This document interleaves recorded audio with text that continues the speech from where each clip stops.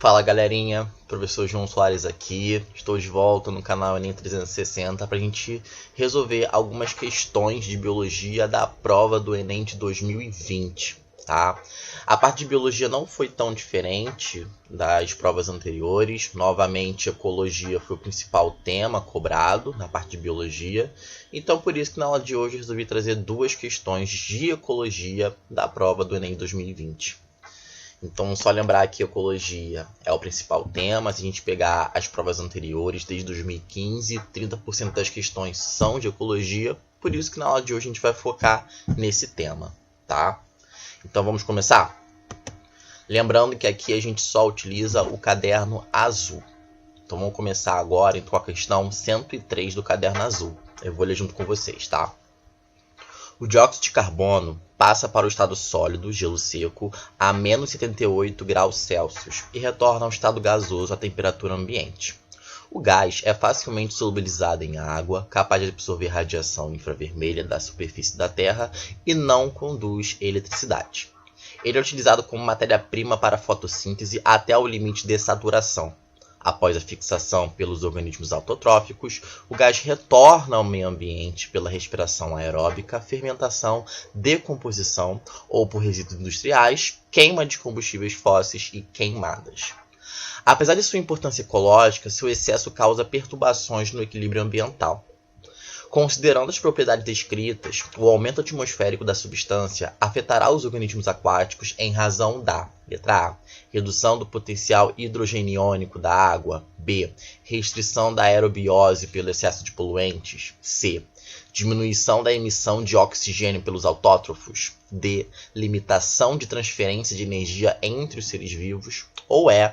Retração dos oceanos pelo congelamento do gás nos polos. Bom, essa questão ela fala muito sobre ciclo do carbono, o ciclo desse elemento químico. Então, para a gente conseguir resolver essa questão, vamos tentar lembrar como funciona esse ciclo. Vamos iniciar falando um pouquinho sobre o carbono em sua forma inorgânica, o dióxido de carbono, o gás carbônico. O enunciado fala que o gás carbônico ele é uma matéria-prima para que os seres autotróficos consigam produzir matéria orgânica. Por exemplo, as plantas, seres autotróficas fotossintetizantes, conseguem, através da fotossíntese, absorver o CO2 e produzir matéria orgânica, como a molécula de glicose. Tá? Essa mesma molécula de glicose vai ser utilizada por essa planta pelo processo de respiração aeróbica, tá? Liberando, novamente, o carbono em sua forma inorgânica, o CO2. Lembrando que a respiração aeróbica não é o único processo em que eu tenho um retorno do carbono na sua forma inorgânica. A decomposição também atua nessa etapa, tá? Então essa planta, ela vai realizar a respiração aeróbica, mas também ela pode ser decomposta. Então, através desses dois processos, eu vou ter o retorno do carbono para a sua forma inorgânica. Mas o enunciado também diz que existem outras formas da produção de CO2. Nesse caso, essas outras formas, que eu vou colocar como exemplo aqui, a queima de combustíveis fósseis, vai possibilitar um aumento desse gás na atmosfera, visto que na queima de combustíveis fósseis eu estou ali consumindo uma matéria orgânica que estava acumulada há milhares de anos. Então, devido à queima de combustíveis fósseis, eu vou ter um desequilíbrio no ciclo do carbono, porque esse gás aqui vai aumentar em sua concentração na atmosfera. E é nessa parte que nós temos que focar. Quais problemas vão estar associados ao aumento desse gás, lembrando que ele é um gás estufa, na atmosfera? Então, nós podemos seguir por dois caminhos. Falar sobre o aquecimento global. Lembrando que o CO2 ele é um gás estufa, então com o aumento desse gás na atmosfera eu vou ter a intensificação do efeito estufa, levando ao aquecimento global, degelo das calotas polares, mudanças climáticas, entre outros problemas. Mas também eu vou ter a acidificação dos oceanos acontecendo. Ah, João, por que o aumento do CO2 leva à acidificação dos oceanos? Porque esse CO2 em excesso na atmosfera vai se difundir para a água. Esse CO2, ao reagir com a água, vai levar à formação de ácido carbônico, que vai se dissociar, consequentemente, liberando prótons, íons, né, H+, ali no oceano. E lembra, quanto maior a concentração de íons H+, em um meio, maior será a sua acidez, consequentemente menor será o pH. Lembrando que o pH é uma unidade de medida da concentração de íons H+ naquele meio e, consequentemente, uma unidade de medida para medir a acidez daquele meio. Então, quanto maior a concentração de H+, menor será o pH. pH é a mesma coisa que potencial iogeniônico de um meio. Então, se a gente voltar para a questão, a alternativa correta seria a letra A. Devido ao aumento da concentração do CO2 na atmosfera, esse CO2 vai se difundir para a água, reagir com a água, produzir ácido carbônico que vai se dissociar, liberando os íons H+.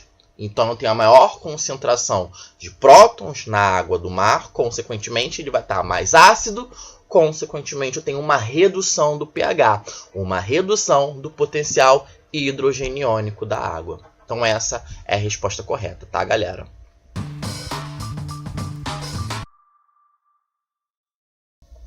Vamos passar para uma segunda questão de ecologia que também envolve um problema ambiental? Vamos lá. Questão 119 do caderno azul, tá? Também é uma questão que envolve problemas ambientais, tá? Então, lembrando que o Enem gosta desse tipo de temática. Então, vamos lá. Pesquisadores coletaram amostras de água de um rio em pontos diferentes, distantes alguns quilômetros um do outro. Ao longo do rio, há locais de águas limpas, como também locais que recebem descarga de esgoto de área urbana e locais onde há decomposição ativa com a ausência de peixes. Os pesquisadores analisaram dois parâmetros, o oxigênio dissolvido e a demanda bioquímica de oxigênio, DBO, em cada ponto de coleta de água, obtendo o gráfico aqui abaixo. Tá? Daqui a pouco a gente analisa esse gráfico. Vamos continuar aqui o enunciado da questão. O OD, que é o oxigênio dissolvido, é proveniente da atmosfera e da fotossíntese que ocorre no curso da água. E sua concentração é função das variáveis físicas, químicas e bioquímicas locais. A DBO, que é a demanda bioquímica de oxigênio, é a quantidade de oxigênio consumido por micro-organismos em condições aeróbicas, como, por exemplo, bactérias, para degradar uma determinada quantidade de matéria orgânica durante um período de tempo numa temperatura de incubação específica. Qual ponto de amostragem da água do rio está mais próxima ao local em que o rio recebe o despejo de esgoto? Então, aqui nós temos diferentes pontos aqui nas minhas alternativas. Então, primeiro, vamos analisar esse gráfico. Então, o gráfico aqui coloca, né, nesse eixo Y a OD e a DBO, que é o oxigênio dissolvido, que está sendo representado por esse asterisco aqui, e a DBO, que é a demanda bioquímica de oxigênio, representada por esse sinal de mais aqui. E o eixo X está mostrando aqui os pontos de amostragem, os pontos, né, os diferentes pontos daquele rio. E ele quer saber em qual desses pontos aqui eu vou ter o despejo de esgoto. E aí a gente tem que lembrar que problema ambiental está associado ao despejo de esgoto. Vocês sabem qual é o problema ambiental? Eutrofização, que é o tipo de poluição aquática. A gente já falou um pouquinho sobre eutrofização aqui no canal Enem 360. Então vamos relembrar que problema ambiental é esse, né? Como ele acontece. Ele acontece quando você tem um ambiente aquático que recebe esgoto doméstico, por exemplo, e nesse esgoto doméstico ele é rico em alguns elementos químicos que acabam sendo limitantes nesse ecossistema, como, por exemplo, nitrogênio e fósforo. Então, quando tem a liberação desses compostos ricos em nitrogênio e fósforo provenientes do esgoto, isso vai estimular a proliferação de algas unicelulares que tem naquele ambiente aquático. Consequentemente, aquela água vai ficar muito mais opaca, muito mais esverdeada, muito menos transparente, ou seja, vou aumentar a turbidez daquela água. E, consequentemente, você vai ter uma diminuição da incidência solar nas camadas mais profundas daquele ambiente aquático. E é claro que isso vai afetar a fotossíntese dos organismos autotróficos fotossintetizantes que estão aqui embaixo. Outras algas, unimulticelulares, até mesmo plantas, né, que estão aqui submersas nesse ambiente. Então, quanto menor a incidência solar, isso vai afetar também a fotossíntese dos seres autotróficos fotossintetizantes que estão aqui embaixo. Consequentemente, essas algas e plantas, elas vão morrer, tá? Porque elas não vão conseguir fazer mais fotossíntese. E qualquer organismo que qualquer organismo que morre, posteriormente ele vai ser decomposto por bactérias que estão naquele ambiente. Então eu vou ter a morte de algas, e depois eu vou ter a decomposição aeróbica desses organismos. Então, nesse momento, o que está acontecendo? Eu estou diminuindo a produção de oxigênio, então eu vou ter uma redução na concentração de oxigênio aqui. Além disso, não só porque não está acontecendo fotossíntese, mas também porque essas bactérias aeróbicas estão consumindo muito esse oxigênio. Então eu vou ter uma redução do oxigênio ali, naquele local. E a DBO, lembrando que é a demanda bioquímica de oxigênio, que mede o consumo de oxigênio pelos micro-organismos aeróbicos, né, ela vai ser muito maior por conta desse processo de eutrofização. Então, eu tenho um oxigênio, a concentração de oxigênio é reduzida, porque não estou tendo fotossíntese e estou tendo um consumo alto de oxigênio. E devido a esse alto consumo de oxigênio pelas bactérias aeróbicas, a DBO, que é a demanda bioquímica de oxigênio, vai ser muito maior. Consequentemente, eu tenho ali a formação de um ambiente anóxico e a morte de peixes, né, e outros animais que dependem do oxigênio, tá? Então, pensa comigo, onde eu tenho eutrofização acontecendo, onde eu tenho a liberação do esgoto doméstico, que é rico em compostos de nitrogênio e fósforo, eu vou ter uma queda na concentração de oxigênio e uma DBO muito alta. Então, voltando para o gráfico, o local onde eu tenho, né, o despejo do esgoto acontecendo vai ser o local onde a concentração de oxigênio é muito baixa e a DBO é muito alta, porque é nesse local que está acontecendo a eutrofização. Então, se a gente olhar para o gráfico aqui, a gente vê que no ponto 1, o oxigênio dissolvido é baixo, tá? Isso porque está acontecendo um processo de eutrofização ali.